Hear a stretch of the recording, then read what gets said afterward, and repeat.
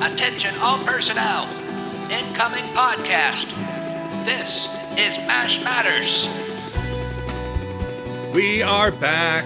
MASH Matters, celebrating the greatest television show of all time. My name is Ryan Patrick, and his name is Jeff Maxwell. Hello, Jeff. His name is Jeff Maxwell. It is. It really is. How you doing? Hey, I'm doing good, Ryan. And yourself? Doing well. Doing as well as can be expected in the midst of all this madness. Absolutely. Yeah, in the midst of this madness. Say that 3 times really fast. Midst into this madness.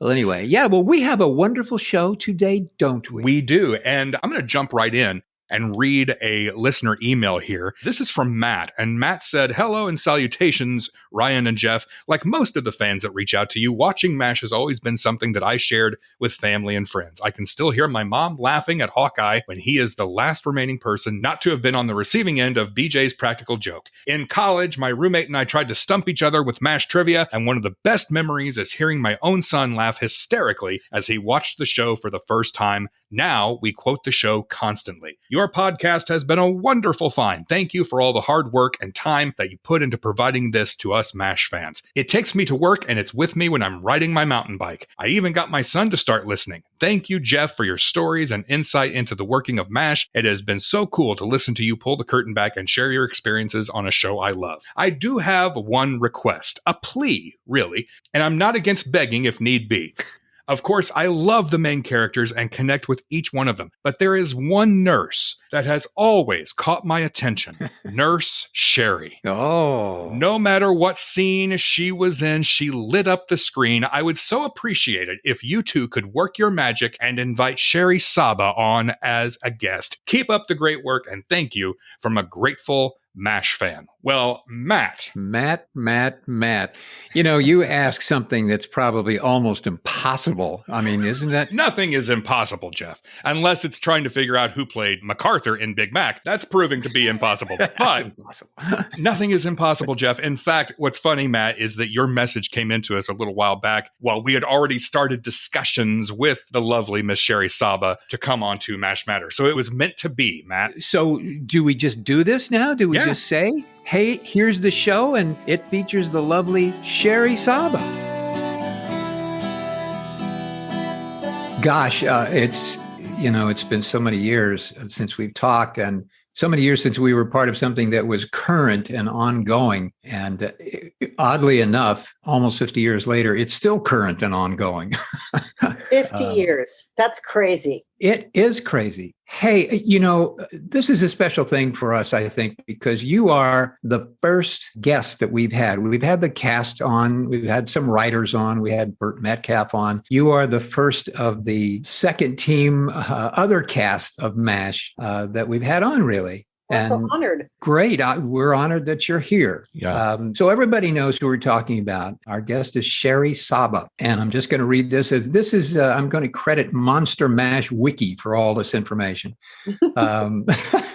You were, you appeared in 15 episodes. Nurse Shari, which is who you were identified as, interestingly enough, was a recurring nurse character who appeared in multiple episodes of MASH, seasons 8 through 11. Your first known appearance is an uncredited one in season 7. You can be seen None Like It Hot. You can be seen in the Officers Club. She's also with a group of nurses crowding around Radar in his bathtub.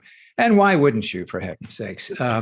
Later, let's see, season 8, Lifetime, she attends to Winchester, who is about to donate blood to Hawkeye's critically wounded patient, and so on and so on and so on. The point is, you were in a whole bunch of episodes. I guess, is that correct, from seasons 8 through 11? Well, do they have that I right? mean, yeah, but more than, I think they're saying 15 of maybe the ones that I had speaking parts in. Mm-hmm. But, as far as because I started working as an extra. So I was in a gazillion episodes. Mm-hmm. I just have lines in all of them. So according to IMDb, MASH is your only acting credit. How did you get to MASH? And why didn't I act after that? Yeah. I had no desire to be an actress. I was trying to be a rock star. And and when I started doing extra work, an old roommate of mine got me into the central casting because I was like, oh, what am I going to do now? I need to make some money, but I don't want to work all the time because I'm playing in bands. And she goes, oh, I know so-and-so. And so I started doing extra work. And I'm one of those people that like, I never sit still. I'll work every scene just because otherwise I get bored. And I worked with David, first assistant director. Yes, David Hawks. David Hawks on a show. And I had no idea, who he was or whatever, but he said, oh, you work really hard. I'm going to have to bring you on to a show that I work on. And I'm like, okay, whatever. I didn't know what it was. And still, when you grow up in Los Angeles, when you're born in Hollywood, literally, and grow up in Los Angeles, you kind of take all this stuff for granted. So yeah, I went on MASH and it was cool. And, people were great. And, I had friends that would have given both their arms and legs and heads to have had the opportunity that I had. And acting was just not something that I really thought about doing. I didn't think I was any good at it. So, but I was good in a band. So that's why when the show stopped, I'm like, oh, dang, what am I going to do now? And then I was in the music business for almost 20 odd years. So that's why that's the only acting credit. Wow. So you met David Hawks on a different show, and he's the one that brought you on MASH. Yeah, he's the one that requested me over on the show. I know my impression of when I first got to the show. My first day was out at the ranch, and it was 6:30 in the morning, and I got there, and I'm sure you remember at 6:30 in the morning out at that ranch, it's very cold and very dirty, and you just hate it. I hated every second of it. And I thought, I'm getting out of here. I'm not going to do this anymore. I don't like it. I loved it. Wow. that one truck that used to come out there had the best breakfast burritos on it. Okay. Yes, absolutely. I love the food from that truck. Yes, absolutely. That was, for me, that was the best thing about the whole place. But I didn't like it. So what was your impression? I mean, that was my impression of it. And all these people, and this guy was yelling at me, get your clothes on, do this, do that. And they were spraying all this smoke to calm the bees down. And it was just surrealistic. Right. Bee smoke. I forgot about it. I loved it. I loved every second of it. I mean, I sat back going, I'm getting paid to do this. This is a blast. I would grab one of the lovely Army Green bikes and go whipping off down the dirt roads when we weren't working in scenes. But I don't know. I loved it. It was fun. Yeah. And suddenly being introduced to all these people. I mean, some shows you walk into and there's 6 people in a restaurant scene or something. Here we are, MASH, and it's got, a lot of folks wandering around. This wasn't just a few people. So was that even more fun that you got to, sort of meet a lot of new people and new friends? Yeah, it was great. I loved every minute of it. Everybody was like just so nice and so welcoming. And I never felt like I was, an outsider looking in. Like I said, I think it helps when you go in when you're not really like, ooh, they're a star and I'm not. I'm just like, well, they're people and I'm people, and they do this a lot better than I do. And I'm just, happy to be here. Mm-hmm. Yeah. Did you know the show before? Did you watch MASH? Yeah, of course I did. So what was it like then for you to go from a show that you watched to suddenly you're on the show? What was very interesting, it's just interesting seeing how, people really are outside of their characters. Mm-hmm. I thought that was really, really fascinating to see how they act as normal human folks. Mm-hmm. And there was just something special about it. It was a spectacular bunch of people. Who was the most spectacular? I mean, Jeff Maxwell aside. I mean, do you have Jeff, of course, top of the list. I don't know. Everybody had their own ways, but Mr. Potter would make me laugh. Yeah. He was quite the troublemaker. He was. He would make me laugh. I had a lot of fun with David Ogden Stiers, had a lot. I mean, I don't know. Everybody, you had a different kind of relationship with everybody. Honestly, I mean, I only worked, I think, the last season with that Radar that Gary worked. So I didn't really get to know him that well. And I know that I remember one scene we were in, and it was, we're as an extra, 27 takes. Oh, really? They were all messing around. And I'm like, come on, guys. And I think at 28 take, I burst out in the mess tent and said, would you guys just get this right? And Gary looks at me and, and I was probably a foot taller than him. And he literally lifts me up, whole body above his head. And we were all laughing, but that's the kind of show it was. Yeah, that you bring up a good example. That is the kind of show it was, and that is the kind of feeling within that set. There was no, I mean, certainly there were cast members who were doing one job and cast members who were doing another job, but there wasn't a caste system. There was no agenda by a group of people to be highfalutin or better than anybody else. No, it was not at all. And I think that's what's very unique about the show. Is that your experience? Because you worked on other shows. So was that your feeling as well? Oh, that absolutely. I mean, here's a show, and I knew how big of a show this was, but at the same time, I'm just, people are people. That's just the job they're doing. But I knew how big of a show this was. So you just never know what you're walking into. And, sometimes it's the less successful people who are the most arrogant. Mm-hmm. Yes. So it was quite, there was other shows I worked on that were quite different. And you just go, oh my gosh, what a blowhard. Oh, please get over yourself.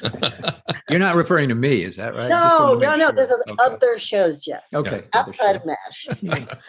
I have some, I'm just looking at some pictures here with you and great shots with you and Mike Farrell. And I had some bad hair back then because I was, usually my hair was 3 different colors. So, I almost always had to wear a hat in scenes because you never knew what color my hair was since I was playing in bands. And, and I had some weird haircut, and it was like not exactly 1950s.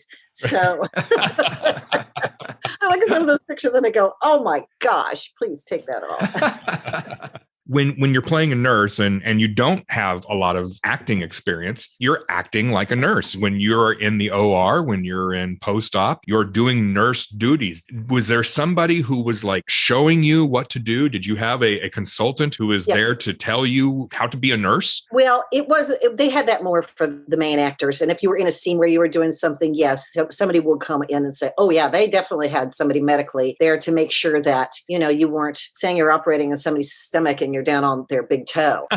So, no, they tried to be, make it as realistic and true as possible. How to hold this, if you had a scalpel and how you hand a scalpel over or clamps and all of that. Yep. Did you enjoy that or did you find that challenging? No, it was a blast. Yeah. Yeah, it was You fun. get to play doctor, right? Yeah, I'm like, okay, here's your scalpel. Yeah. What I found challenging was like that's the big thing about acting. It's like, if you're not in a good mood and they want you to be in a good mood, I didn't have the tools to figure that out because I've never studied acting. And I'm like, well, I really don't want to do this today. And they're making me do this. So, did you ever study it at all? Or did you just kind of do this on your, okay. Nope. So it was a learning experience by yourself.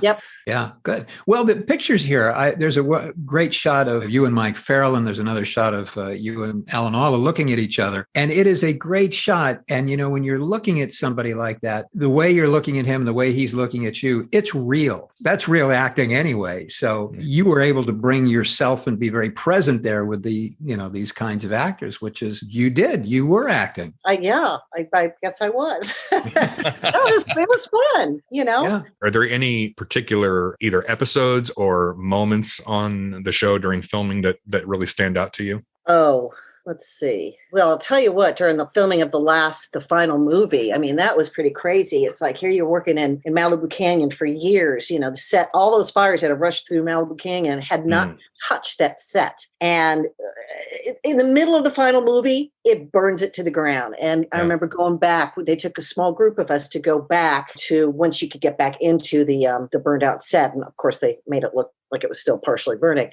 or smoke pots everywhere. And it was just eerie. It was very eerie, but sort of tying up the final knot on the series. Yeah. That final episode was pretty amazing to work on. Then my first speaking line ever, Alan Alda wrote, I had to flirt with him in the mess tent. And I'm like, he's not my type. How am I going to flirt with this guy? He's so not my type. Well, do you remember what your first line was? Oh, gosh. I think it was like, I think he said something about what my favorite color is. Oh, okay. Oh, no, I asked. You were asking him. You asked him what his, yes. Yeah. Okay. Listen, what do you say we go someplace cold and get warm? Why don't we stay here and have some stimulating conversation? Okay, but I'm warning you, 1 or 2 words and I'm overstimulated. I'll take my chances. Well, what's your favorite color? My favorite color? Off blue. What kind of a question is that? Oh, just your general safe kind. Bye-bye. And then there was obviously an occasional, I remember one scene with Mike when we were at this ping pong table, and I felt so guilty. I thought, I'm going, am I screwing the scene up? I mean, it was like 28 takes and the ping pong machine wasn't working and Mike was getting upset. Yes. I'm like, yes. oh no. I'm like, oh geez, am I doing something wrong here? I was really feeling like, what is going on here that I'm not seeing? That was a little tense one. Yeah. That was a mad BJ episode. Yes. Yeah. That was mad. He was mad. Yes. Yeah. Well, I think that, during this podcast, and we get emails and so forth, your name does come up. And It's cool. I think it's really kind of cool that it does. And questions are asked about you. That's Sheri. Well, Sheri, she was Nurse Shari. What was it like? I find it interesting. And I think it's a tribute to your non-acting skills that you were able to make such an impact. Mm-hmm. Well, it's so funny because of course I actually get fan mail. I get people trying to Facebook me and I always laugh. I'm like, okay, I guess so. I'm in the mortgage business now. I do mortgages. And I have had people, I had one guy down who lived about 2 hours south of me, and he was a bigwig in the Army, and he was a state trooper, just a sarcastic, funny man. And he said, well, I Googled you. And I said, yeah, and whatever. I said, what'd you find out? And he goes, well, I don't believe it. And I said, well, what did you find out? And he goes, well, it says you worked on MASH. And I said, I did. And so he told me that he would not close his loan unless he drove up. We gave him an autographed picture and he took a picture of me. And he did. He drove 2 hours to the closing.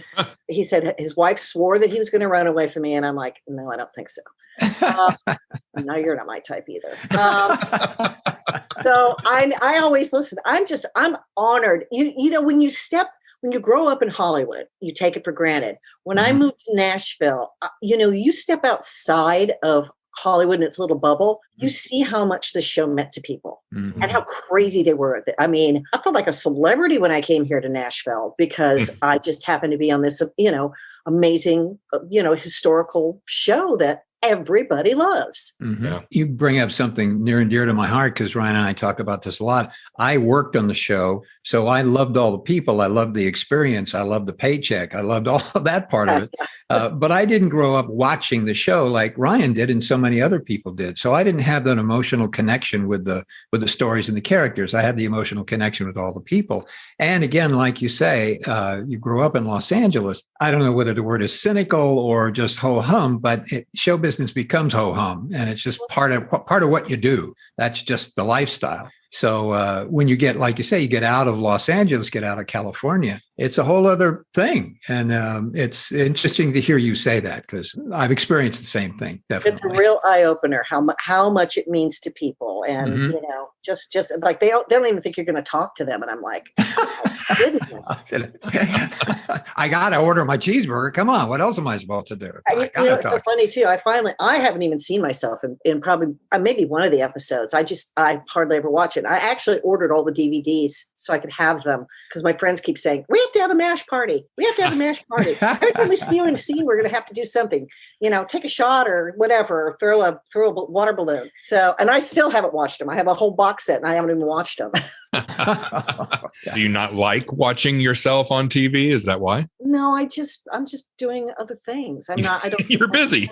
Yeah. If it's a choice of like watching TV or going on a hike, I'll be out going on a hike. So I'm just busy. So your music career. So I did not know that about you during the show that you were trying to be a rock star. Yes, I had in fact, Alan and a bunch of them I had an independent, we put out an independent EP and I know Alan and Mike and I've got a bunch of the guys bought a copy off of me and great. Yeah, we're getting a lot of college airplay and that was when I really had fun. That was fun. Were you a musician or were you a singer or both? I was a rhythm, electric guitar and lead singer. What was the name of the group? Vicious Fish. All right.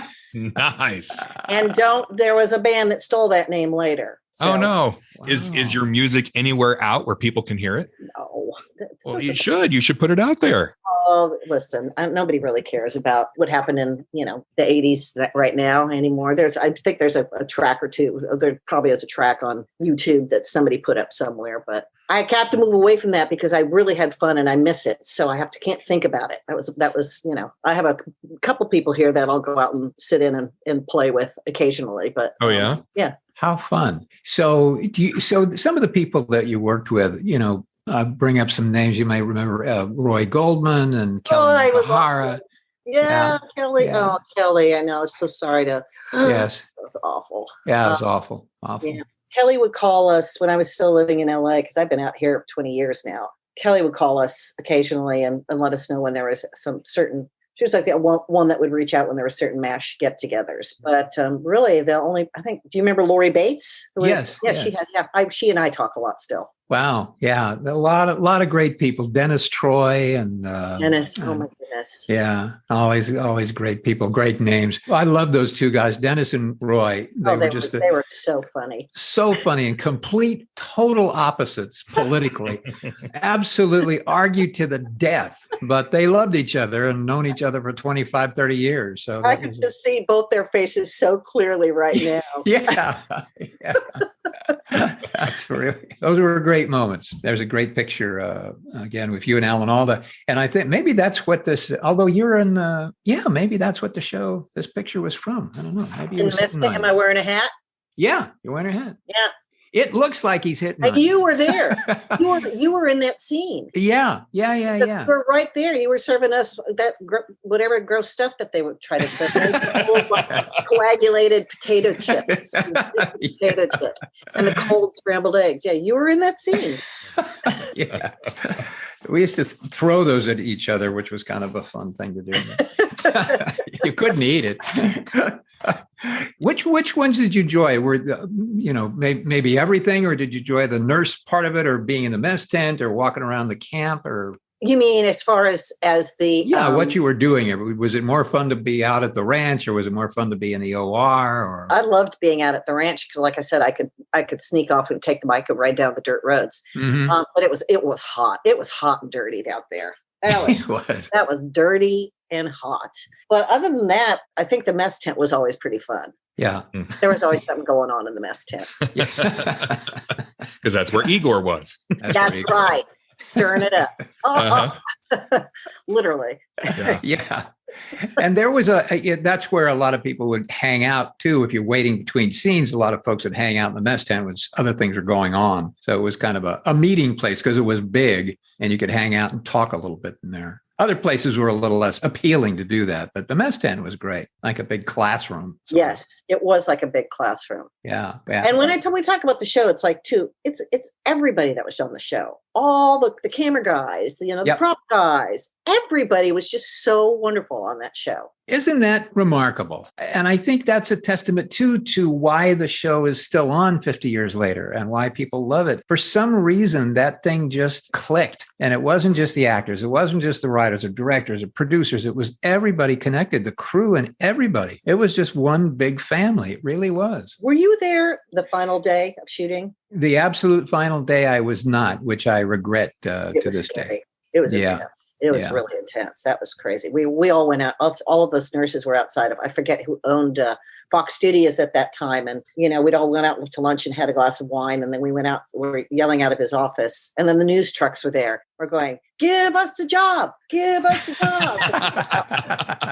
All out of work. Well, I end up being on the news. And Alan goes, I saw you out there asking for a job. Oh, shoot. That's funny. Oh, that was crazy that day. I mean, it was like the minute they called a wrap, you were almost trampled. Everybody wanted to get to the stars, Yeah. It was wild. Yeah. I feel very bad that I wasn't there that day. I was there the day before, but not the very last day. I don't know what the heck I was doing or why I wasn't there, but I wasn't. You know what? It was so intense that you may not have want to been there. It was It was, we couldn't even, there were so many people swarming the stages that you couldn't even go and like say goodbye to the people you wanted to. I just kind of snuck out. What about the wardrobe? I remember when they first gave me all these green clothes, I went, what? I guess I'm in the Army, so I have to do that. Did they give you choices of anything, or did they just say, here, put this on? Here, put this on. Today is summer, so the girls get to wear the shorts, or you get this. That's it. T-shirts, green, all green. Yes. But we had our own little outfits. I kind of wish I was able to keep mine, but that would have been nice to have it. Not that it would fit, but. So you didn't have a choice. You can say, well, give me the blue one instead of the green. No, it was lovely army green, which was okay by me because then you just didn't have to think. It was like going to school with uniforms. Yeah, that's true. Did you get to take any of it home? I mean, did you wear it home at any time? No, never took it home. I wish, that's why I really wish a few of us had talked about asking when the show was over if we could take our fatigues. But, like I said, it was like the show was there and then it ended. And then we were there last day and then it ended. And you couldn't talk to anybody because you couldn't move in the stage 9. Mm-hmm. You just couldn't move. Did you ever have any or feel any jealousy or difficulty from anybody? Let's say like if you were suddenly singled out and had a line or had a scene, did any of that ever happen? Did you ever feel that from anybody? I didn't feel it, but I may have just been, blissfully ignorant too. Just floating around in my own head, just like going, okay, well, what's going on? I mean, no, I did not really think that there was any jealousy. They seemed to kind of, I guess they gave lines to those they felt could handle the lines, but they were pretty fair with the nurses that were there. The nurses that were there mostly as extras that they would give lines to. They seemed to spread the love a little bit. In the process of being an extra, can you give us a hint about that just for a second? What's that like? How does that work? You sign up. It's like you sign up with the casting agencies. Back then, the big one was Central Casting, and they have your picture and they type you and they go, oh, she's got frizzy hair. She should go do the hippie shows. Oh, she's got this. She should do this. Or she's in this age group, or she knows how to dance. Oh, I was big on the disco shows for a while. That was pretty funny. So it's really about like what you could do and what your age group was and whatever people were looking for. Did you work on any shows after MASH? I did not, because MASH was really the only show I was working on. Even when it went on hiatus, I would live off of unemployment. Yeah. Because I was like, well, this is great because I can do this. I can save some money, and I would save some money. And then whatever I did, I'd live off unemployment, and then MASH would come back up and I'd be working again. And it was nice because I was, so I could spend more time with the music. But when MASH went down, I went, oh, dang, now I got to get a real job. And I did. I went out and got a job at Warner Brothers publishing company in their production facility because I thought, well, I know music. I'll go get a job in the music business. And so I literally was only out of work for about 3 months. But wow. I thought it was time I'd probably go get a job because, the great thing about having MASH is like, I knew when it was coming on. I knew when I was going to work. It was more of a schedule. Whereas when you did regular extra work, you didn't even know what was going on half the time. Am I going to be here 18 hours? Oh, I ended up on a Ridley Scott. I was supposed to stand in on Blade Runner. I was supposed to stand in for the woman, Sean the Young. Doctor.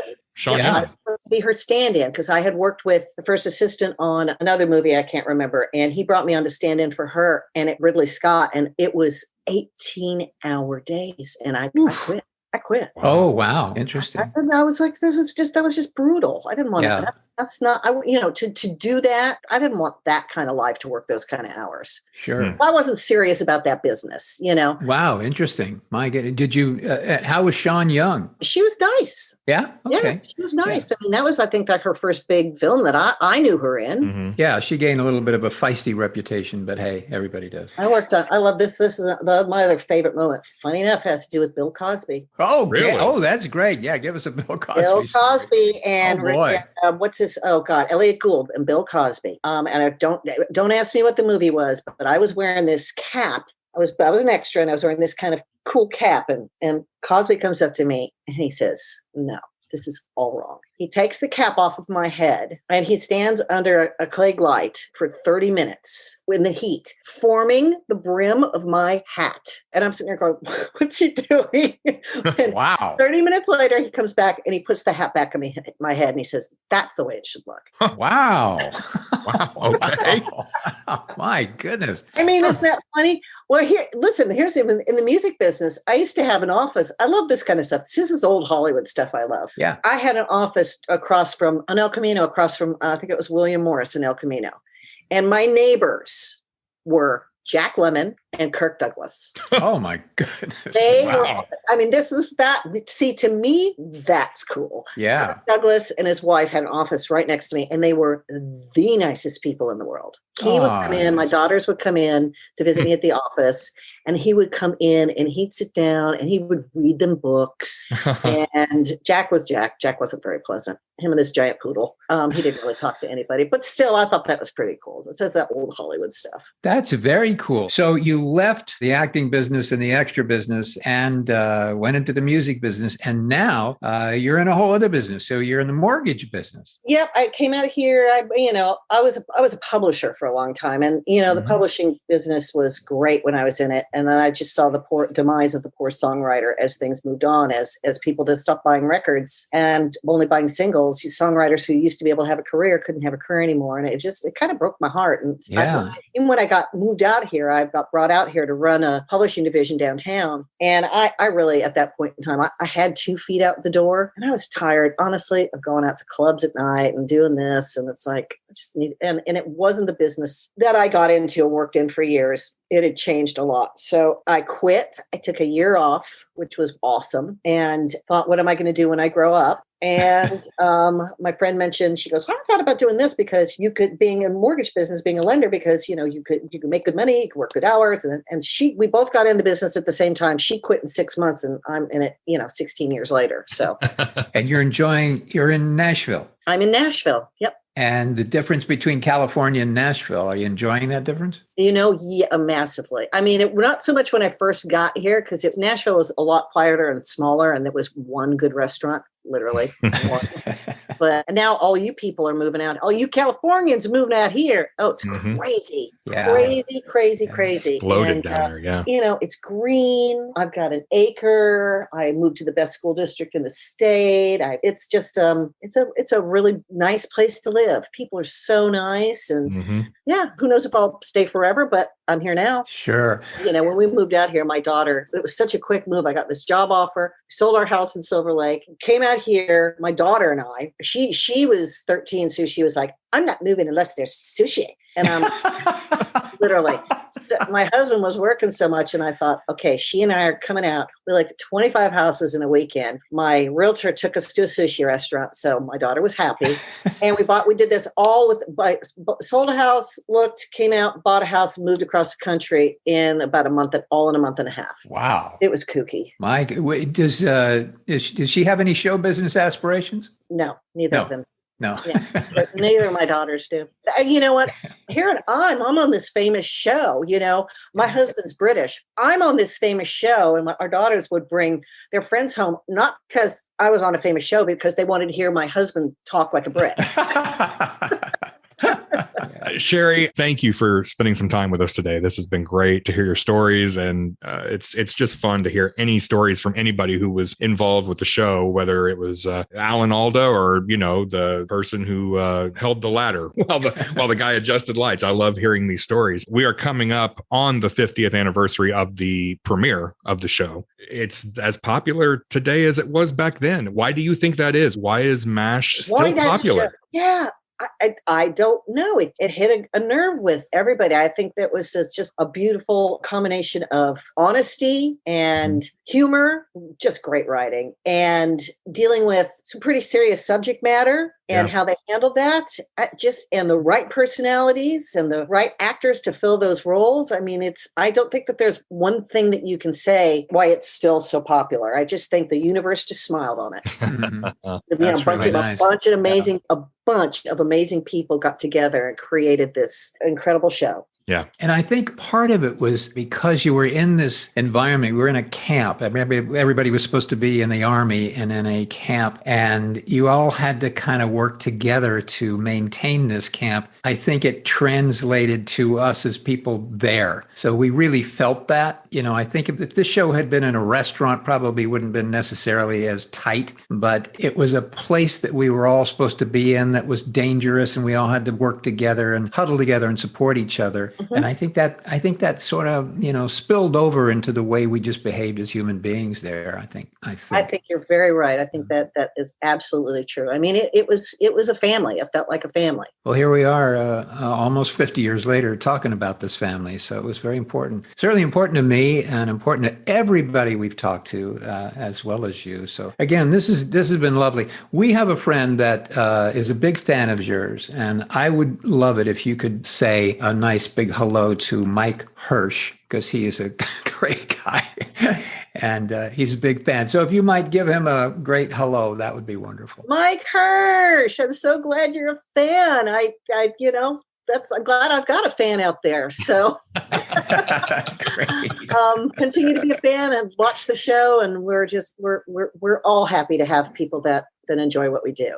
Thank you. That's great. Thank you. Sheri, you have any other words of any kind you'd like to tell us or say to us or anything? We'd be happy to hear them. No, I'm honored that you took the time to, that anybody wanted to even hear anything that I had to say. And I hope people enjoy this and all the podcasts that you do. And I'm so glad that you guys are keeping the Smash spirit alive.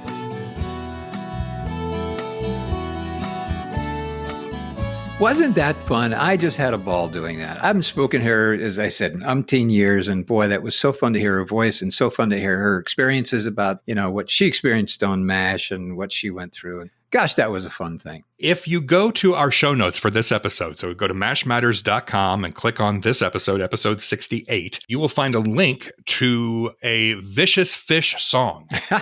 So if you want to hear what she sounded like with her band, Vicious Fish, back in the, early 80s, you can go to the show notes and find the link to that song. How fun. Isn't that exciting? Yeah. All right. Well, hey, that was great. So we have some thank yous. Yes, our Patreon VIPs. We want to throw a big salute to some very special folks. Thank you to Private John Helms, Corporal Kelly Olivia, who was recently promoted from private. Oh, congratulations. Mm-hmm. And Captain Ellen Egglesare. Captain Dejan Lacasse in Canada. Hello, Dejan, and also hello to Matthew, too. And Major Walter Thompson Park from Canada. Thank you. Well, what's interesting about Walter? Yes. I mean, this is unprecedented. I mean, you've heard of promotions. I have. You hear about being promoted from private to corporal, but my goodness, Major Walter Thompson Park was promoted all the way from private to major. How about that?